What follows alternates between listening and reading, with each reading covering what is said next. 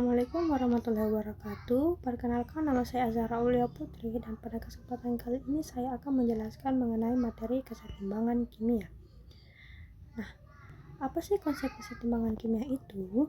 Kesetimbangan kimia adalah keadaan suatu reaksi reversibel di mana laju reaksi ke arah produk sama dengan laju reaksi ke arah bereaksi, sehingga konsentrasi zat-zat tidak berubah secara makroskopis. Kesetimbangan bersifat dinamis.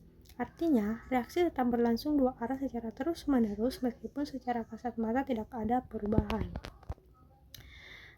Reaksi reversibel itu adalah reaksi yang berlangsung dua arah ditandai dengan tanda panah bolak-balik seperti ini. Contohnya, CuSO4 5H2O solid menghasilkan CuSO4 solid ditambah 5H2O liquid. Ciri-ciri kesetimbangan kimia yang pertama adalah terjadi dalam sistem tertutup, reaksi bersifat reversibel, laju reaksi sama dengan laju reaksi balik, konsentrasi reaksi dan produknya tetap dan berlaku pada tingkat mikroskopis.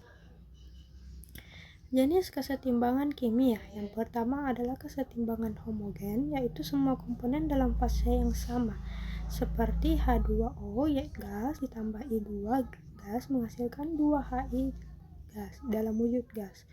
Kc-nya yaitu HI pangkat 2 dibagi H2 kali I2.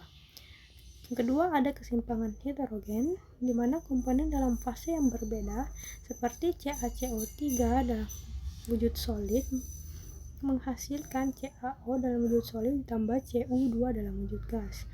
Karena yang diprioritaskan adalah gas daripada solid, jadi zat padat tidak dimasukkan dalam tetapan kesetimbangan, jadi Kc-nya itu cuma Cu2. Kemudian tetapan kesetimbangan. Rumus tetapan kesetimbangan konsentrasi atau Kc. Kc sama dengan produk dipangkatkan koefisiennya produk dibagi reaktan dipangkatkan koefisien reaktan. Kemudian ada rumus tetapan tekanan parsial yang digunakan untuk wujud gas atau Kp sama dengan P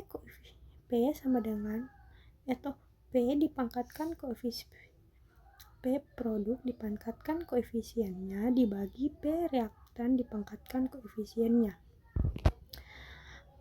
Kemudian Kc dan Kp ini memiliki hubungan, sehingga Kc dan Kp dihubungkan oleh persamaan di mana Kp sama dengan Kc dikali R kali T pangkat delta N. Kesetimbangan dalam dunia industri. Contohnya pada proses Haber-Bosch dalam produksi amonia. Ditemukan oleh Fritz Haber pada tahun 1868 sampai 1934, yaitu mengembangkan prinsip reaksi untuk menghasilkan amonia. Kedua dikembangkan oleh Carl Bosch pada tahun 1974 sampai 1940, yaitu menerapkan metode untuk produksi skala industri. Yang ketiga, contoh proses Haber dan Bosch yaitu N2 dalam wujud gas ditambah 3H2 dalam wujud gas menghasilkan 2NH3 gas ditambah energi. Kesimpulannya kita dapat dari materi itu, yang pertama, kesetimbangan kimia adalah bagian esensial dalam memahami reaksi di alam dan aplikasi industri. Yang kedua, prinsip ini memungkinkan optimalisasi produksi dan pengendalian lingkungan. Baiklah, waktunya contoh soal pertama. Diketahui reaksi H2 ditambah I2 menghasilkan 2HI. Pada keadaan setimbang, H2 sama dengan 0,20 molar, I2 sama dengan 0,20 molar, dan HI sama dengan 0,80 molar. Tentukan nilai Kc-nya. Rumus Kc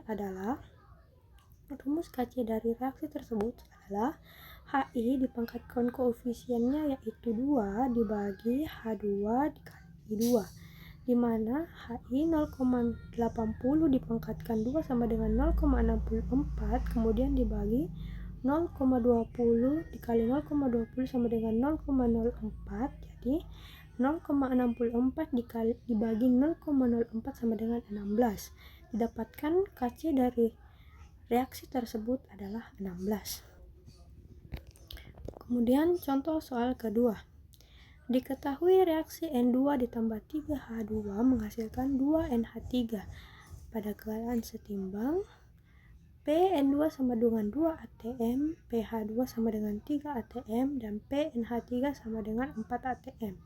Hitung Kp-nya. Rumus Kp sama dengan PNH3 dipangkatkan koefisiennya yaitu 2 dibagi PNA2 dikali PH2 dipangkatkan koefisiennya 3. Sehingga didapatkan nilai P pangkat 2 dibagi 2 dikali 3 pangkat 3 sama dengan 16 dibagi 2 kali 27 sama dengan 16 dibagi 54. Sehingga didapatkan hasil akhirnya Kp sama dengan 0,296. Contoh soal ketiga. Diketahui reaksi 2SO2 ditambah O2 menghasilkan 2SO3. Jika nilai Kc-nya sama dengan 4, suhu reaksi sama dengan K dan R-nya 0,082 liter atm -1 kali Kelvin -1, tentukan Kp-nya. Menyelesaikan, langkah pertama kita menentukan delta N karena kita akan menggunakan rumus hubungan Kc dan Kp. Jadi delta N itu adalah koefisien reaktan dikurang koefisien produk. Koefisien reaktan 2 dikurang koefisien produk 3 sama dengan -1. Kemudian kita gunakan rumus Kp sama dengan Kc dikali RT pangkat delta N.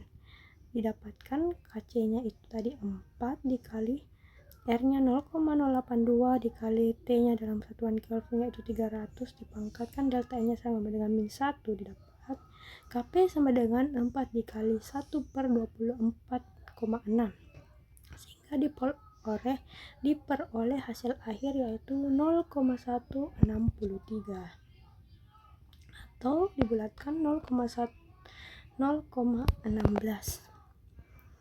Terima kasih, sekian penjelasan mengenai kesetimbangan dari saya. Bila ada kesalahan mohon dimaafkan. Wassalamualaikum warahmatullahi wabarakatuh.